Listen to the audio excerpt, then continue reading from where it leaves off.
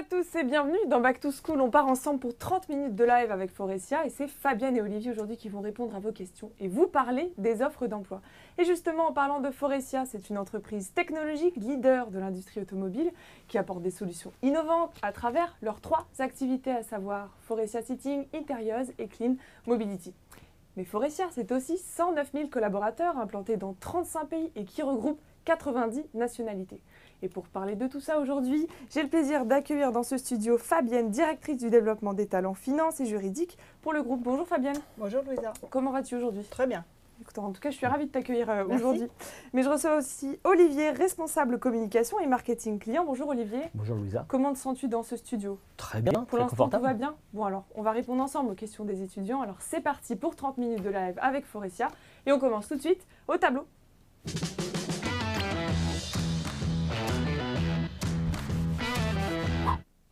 Alors dans cette rubrique, c'est Fabienne qui va avoir pour mission en 2 minutes de nous expliquer Faurecia. Alors Fabienne, est-ce que tu es prête? Prête. Mais super, eh bien je t'invite à me rejoindre. Je te donne la craie et puis c'est à toi de jouer. Merci Louisa. Alors pour être tout à fait précise Louisa, nous sommes aujourd'hui 110 000 salariés au sein de Faurecia. Nous sommes présents sur l'ensemble des continents et nous sommes sur les 34 pays aujourd'hui représentés. Ce qu'il faut savoir, c'est que Faurecia équipe aujourd'hui un véhicule sur 3 est équipé par Faurecia. Voilà. Parfait. Bah, merci beaucoup Fabienne. Merci. Je vais t'inviter à te rasseoir, je te reprends la craie. Hop là. Alors, on va revenir sur ce que tu viens de dire, mais là, on va revoir en détail ce pourquoi vous êtes là. Aujourd'hui, vous recherchez des profils, des stagiaires, des alternants, des CDI. Enfin, on va remettre tout ça au point. Alors, quels sont les profils que vous recherchez aujourd'hui et pour quel poste? Peut-être, Olivier, tu veux commencer? Oui. C'est parti. Donc aujourd'hui, au sein de Faurecia, nous avons une grande palette, on va dire, de métiers. Nos métiers historiques, que ce soit donc, au niveau production, donc gestion de la production, l'efficacité industrielle, les équipes de vente, bien évidemment, ou finance, mais également des nouveaux métiers qui sont plus en lien maintenant avec le cockpit du futur, donc un de nos grands axes de développement, alors que ce soit des data scientists, que ce soit des ingénieurs IT par exemple, ou également des électroniciens qui sont justement en phase de charge de développer donc les produits du futur au sein des véhicules. Très bien. Et vers quelle école est-ce que vous vous tournez? École, université? Quels sont les profils? Aujourd'hui, on est sur des écoles cibles, en data analyst par exemple, scientifique, et ingénieur bien évidemment également, université et école de commerce également. Très bien. Alors on l'a vu, vous êtes présent dans 35 pays. 35 pays, ça me fait penser au VIE, c'est synonyme d'international, l'ouverture. Alors qu'en est-il des VIE aujourd'hui? Vous en proposez? Alors aujourd'hui, nous sommes le 2e employeur en France. Aujourd'hui, nous avons plus de 300 VIE. Et depuis 2010, nous avons 1808 missions qui ont été réalisées en interne par nos VIE. Et en termes d'embauche, ça représente environ 60%, toutes fonctions confondues. D'accord, donc c'est complètement possible d'être mobile au sein de Faurecia, c'est-à-dire qu'un jeune talent qui intègre, par exemple, qui commence sa carrière en France, il peut poursuivre dans un autre pays. Tout à fait, exactement. Donc nous avons tous les jours on va dire des candidats, ou même déjà des stagiaires ou des apprentis, puisque outre les VIE, nous sommes également un pourvoyeur de beaucoup, on va dire, de postes en apprentissage, oui. Longue durée, ça peut être 12 mois jusqu'à 36 mois.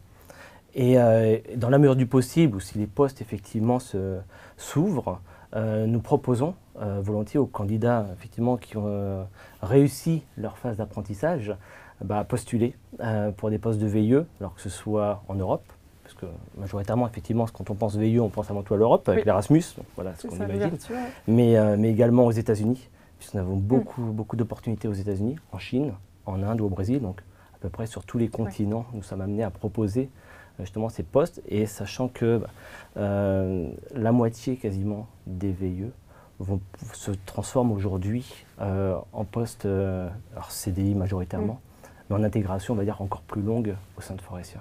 Alors justement, tu parles d'intégration. Pour passer d'un pays à un autre ou d'un métier à un autre, il faut être formé. Et ce qui est intéressant, c'est que vous proposez qu'il y a au sein de vos locaux Foressia University, c'est-à-dire qu'on peut être formé tout au long de son parcours chez Foressia.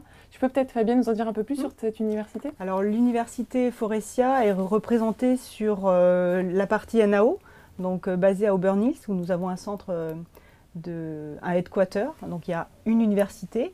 Au niveau Europe, donc ça se passe à Nanterre, où nous avons notre siège social, et en Asie, sur Shanghai.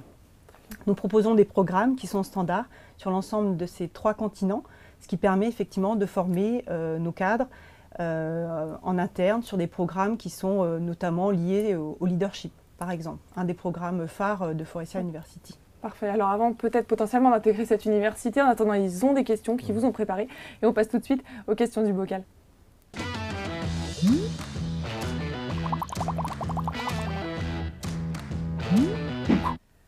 Alors Fabienne et Olivier, devant vous, vous avez 3 bocaux. Questions experts, questions qui piquent et questions RH. L'exercice est très simple. Je vais vous proposer de piocher la question que vous voulez.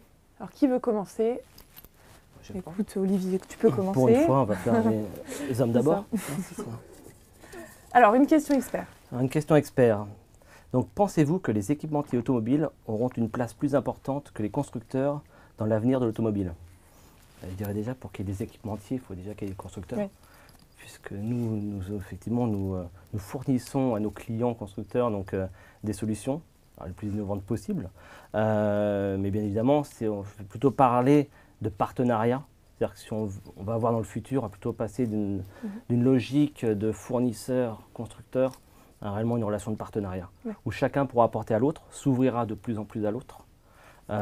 Puisque nous, en tant que Foressia équipementier global, c'est vrai que nous avons une vision d'ensemble sur nos périmètres produits propres. Nous pouvons justement partager notre vision, ce que nous faisons de plus en plus au travers des salons automobiles réguliers, comme le Mondial, le salon de Francfort ou Shanghai, mais également depuis 2 ans au CES à Las Vegas, le Consumer Electronics Show, où l'automobile maintenant a une vraie place. Et nous avons une vraie opportunité d'échanger justement avec les constructeurs sur notre vision du véhicule du futur ou de la mobilité durable. Alors tu insistes sur le terme vision, ce qui me fait penser au challenge. Alors déjà, chez vous, lorsqu'on est collaborateur, on est foressian, c'est ça? C'est un nom que vous donnez aux collaborateurs. Alors potentiellement, les foressians de demain, quels sont les challenges qu'ils vont devoir relever cette année? Quels sont les challenges 2019, concrètement? Il y en a énormément, j'imagine, il y a beaucoup d'enjeux cette année. Mais un jeune diplômé qui intègre Foressia, quels vont être ces challenges, ces défis? D'abord, pour démarrer au sein de Foressia, pour intégrer justement cette culture, on a tout un programme d'intégration qui se déroule généralement pendant la période d'essai, donc en gros sur 4 mois. Et systématiquement, à tous les niveaux, toutes fonctions confondues, il y a une semaine d'intégration sur l'un de nos sites industriels. Et ça, c'est vraiment très très important pour nous, pour acquérir justement cette culture, travailler au plus près des opérateurs. Donc ça, c'est un premier point. Et après, effectivement, en lien avec Foressia University, il y a un parcours avec des formations spécifiques qui sont aussi proposées pour les nouveaux arrivants au sein de Foressia. Voilà. Après, il y a une culture, Being Foressia, qui a été mise en place il y a maintenant 4 ans, dans lequel on véhicule des valeurs. On a 6 valeurs en tout au sein de Foressia. Voilà, pour le Being Foressia. Ils sont bien encadrés lorsqu'ils intègrent Foressia. Parfait. Du coup, Fabienne, je vais te laisser continuer et prendre une question. Alors, question RH. Quel type de profil recherchez-vous en marketing et pour quel type de poste? Finalement, ce sera pour Olivier. Je te laisse répondre. Alors, on va dire la palette de métiers marketing est très diverse. Nous avons donc marketing produit. Je pense que beaucoup d'écoles de commerce forment à certains de ces métiers, donc la gestion du plan stratégique produit. Également du marketing client.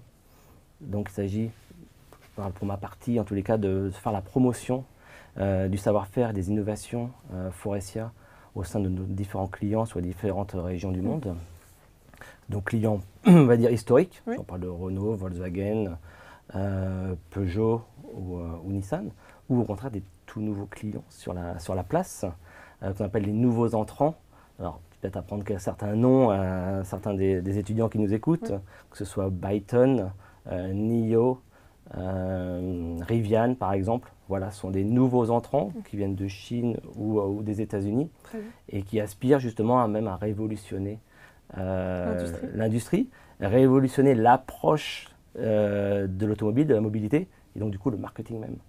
Donc du produit, du marketing client, de la communication également, donc au travers des salons, au travers des événements clients que nous pouvons mettre en œuvre, soit au sein de nos centres R&D ou nos entités, ou directement chez les clients, pour mieux rencontrer justement nos interlocuteurs en vue de décrocher des contrats. Oui, c'est ça. Bon, alors une belle palette et en tout cas de beaux défis chez Faurecia. Mais en tout cas, il n'y a pas qu'aux étudiants que tu apprends ces nouveaux entrants, puisque je les découvre également.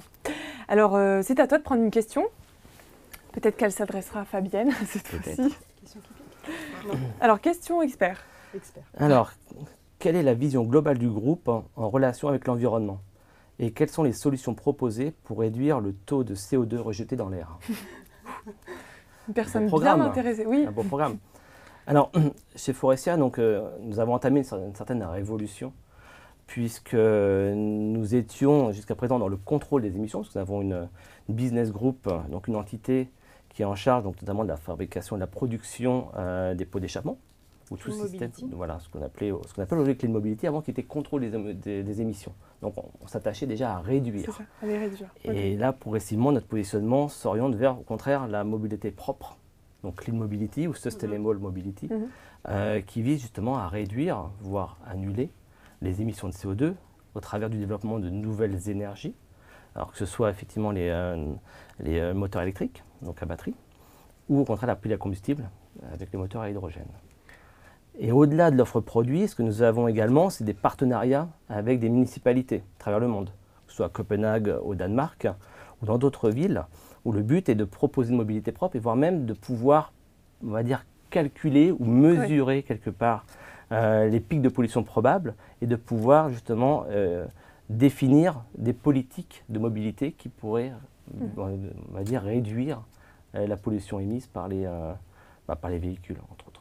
Et tout ceci se définit au sein de votre département Clean Mobility.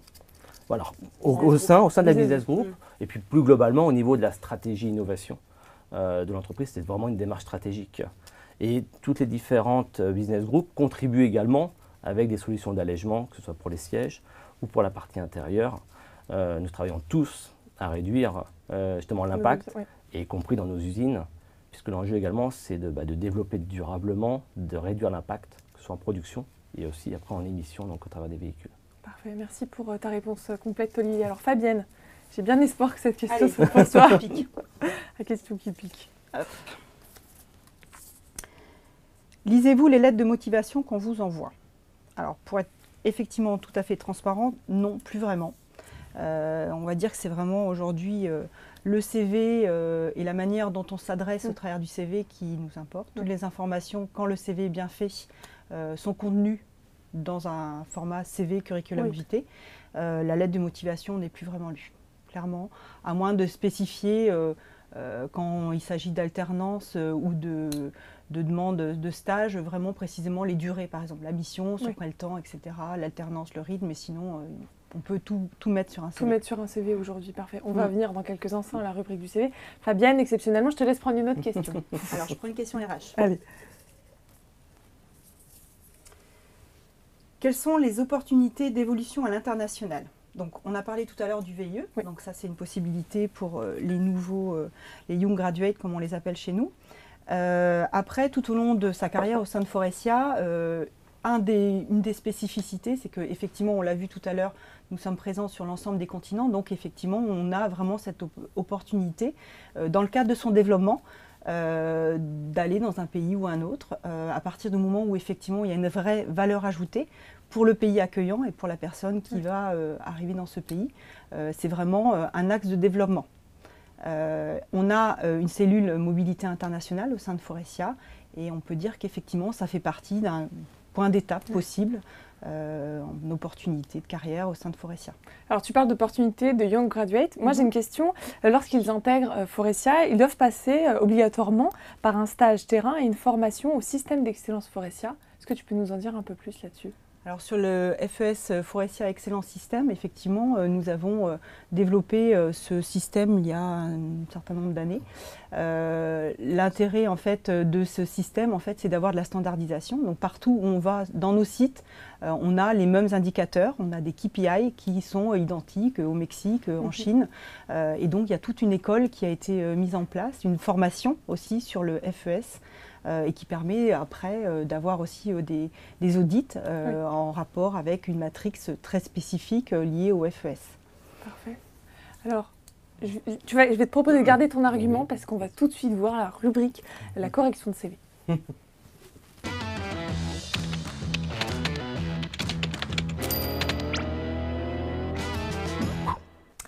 Alors Olivier, je t'ai empêché de parler il y a 30 petites secondes, mais on est dans la correction de CV. Vous allez me dire ce qu'il faut faire, ce qu'il ne faut pas faire, ce que vous attendez, puisque on l'a vu, les lettres de motivation, c'est plus au goût du jour, tout doit être sur le CV. Donc je vais te donner ce CV-ci et tu vas nous dire s'il est bon, si par exemple ce jeune talent pourrait potentiellement intégrer Forestia. Si oui, pourquoi? Sinon, pourquoi?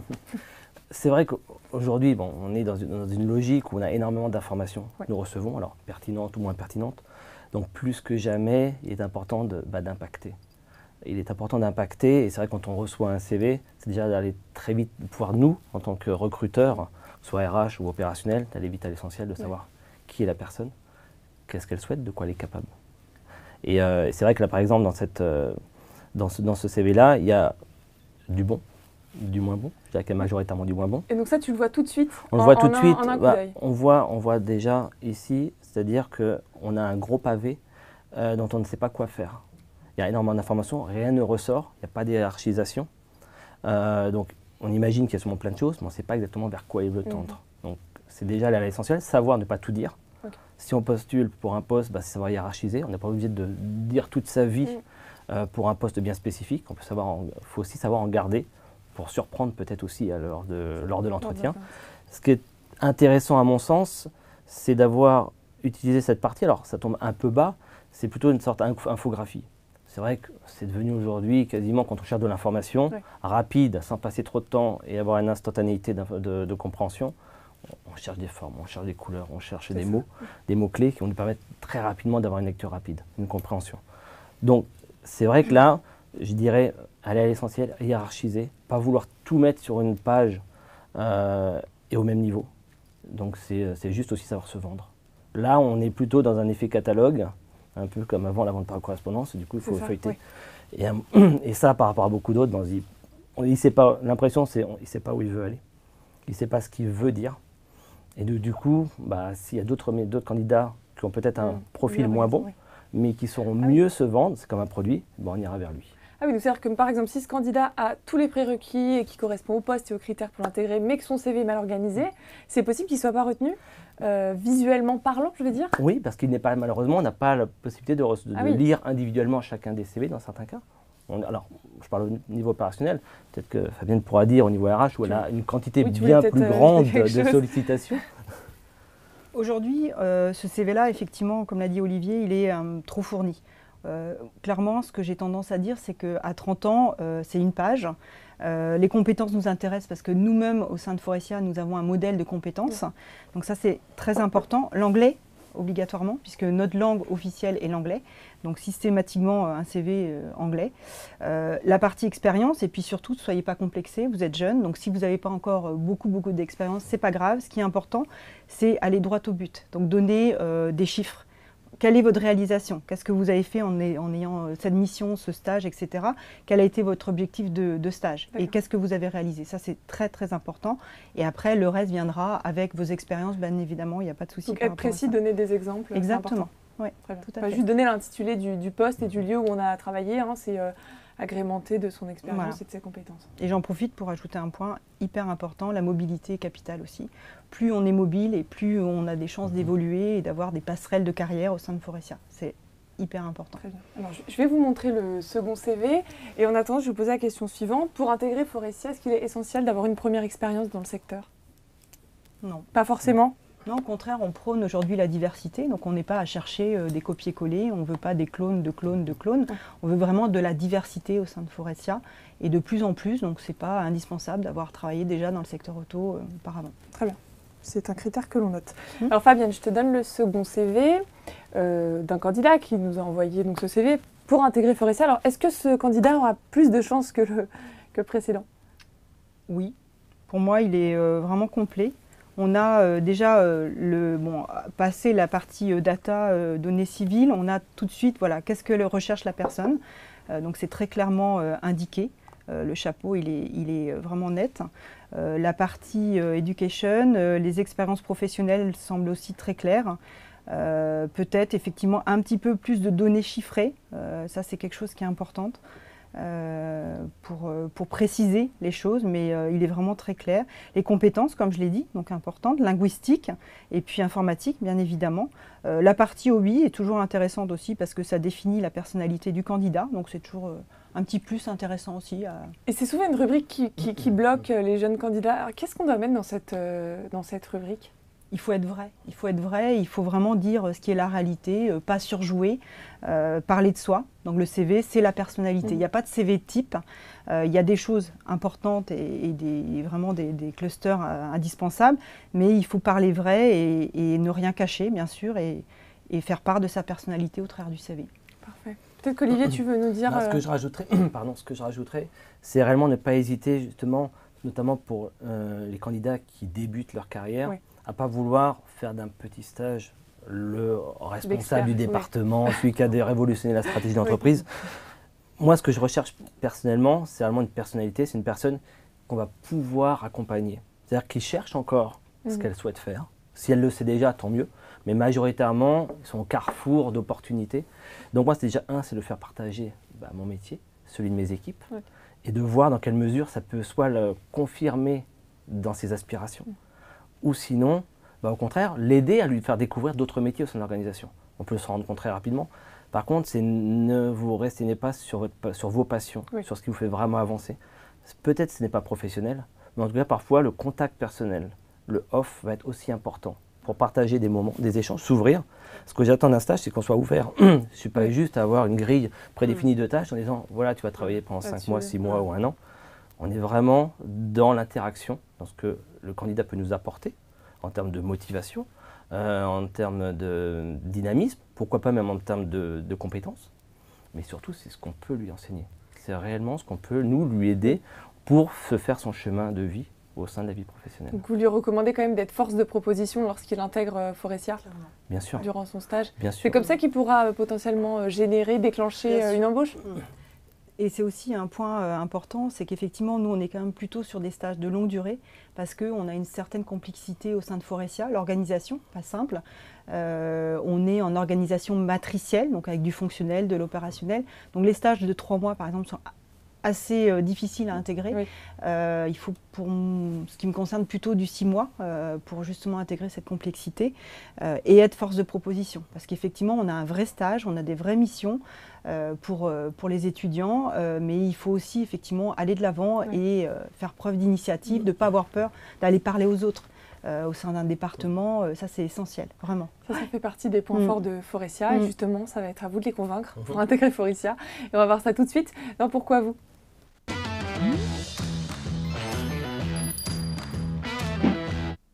Alors qui veut commencer à convaincre les étudiants? Olivier, j'espère avoir déjà commencé déjà. C'est parti, quand tu veux. Pourquoi Forestia? Au-delà d'un grand groupe que nous sommes et que d'autres entreprises peuvent être, c'est réellement la dynamique et c'est vraiment, on va dire, l'ouverture que nous pouvons proposer sur un différent type de métier. D'ailleurs aussi l'opportunité de rebondir. On parle parfois de rebondir dans le cursus universitaire, de changer d'orientation. Au sein de Forestia, il est également possible de trouver sa voie, puisque nous avons des centaines de métiers, des centaines, y compris de sites. Donc la possibilité, au travers des rencontres, des échanges, puisque nous travaillons beaucoup en mode projet, donc d'avoir des interactions et de découvrir justement parfois des opportunités auxquelles on n'aurait pas pensé. Donc c'est aussi de pouvoir créer sa carrière quelque part à la carte. L'organisation, les RH, les opérationnels sont vraiment sur ce mode-là. C'est à l'écoute, c'est-à-dire qu'on ne formate pas. Oui, on peut avoir des grilles, oui, on peut avoir une organisation qui est clairement définie. Par contre, tout est possible. Et les interactions sont extrêmement fortes. Fabienne parlait d'organisation matricielle, fait qu'on a énormément de contacts au sein d'entités différentes, de hiérarchies différentes, ce qui fait que le réseau, on le crée. Le réseau social, on en parle dans le privé. On a un réseau social, For Us, au sein de Forestia qui permet d'échanger tout un chacun avec le CEO, avec un directeur financier, avec un directeur d'usine. Possible de partager, même des photos, si on peut dire, de partager sa vie. C'est-à-dire qu'on ne fait pas de distinction vie privée, bon, bien évidemment, vie privée, vie professionnelle. Elle a sa part intégrale. Elle a réellement son existence, partage des moments, qui fait que voilà, on est soi-même. On est soi-même et on peut se réaliser au sein de Forestia. Voilà, si je dois dire à peu près. Si tu devais résumer, donc on retient partage, échange et création d'une formation à la carte, personnalisée. Exactement. Fabienne, tu auras le mot de la fin. Alors pour rebondir sur ce qu'a dit Olivier, effectivement, la formation à la carte, ça c'est clair.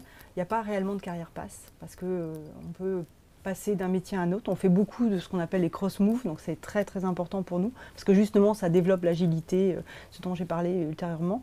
Le côté international, évidemment, on en a parlé également, et donc la diversité est clé au sein de Forestia. Donc venez nous rejoindre et rejoignez notre site forestia.com pour postuler. Nous vous attendons. Écoutez, c'est parfait. Merci à tous les deux pour tous ces bons conseils et d'avoir partagé vos expériences. Chez vous, si vous êtes passionné d'automobile et que vous avez envie de rejoindre cette société dynamique, remplie d'innovation, mais surtout qui vous propose de nombreux challenges à relever, il vous suffit de postuler sur forestia.com ou encore sur jobteaser.com. Encore merci à tous les deux d'avoir été présents aujourd'hui. C'était un plaisir. Chez vous, bon courage dans la suite de votre recrutement. Et comme d'habitude, je vous donne rendez-vous très vite pour un prochain live.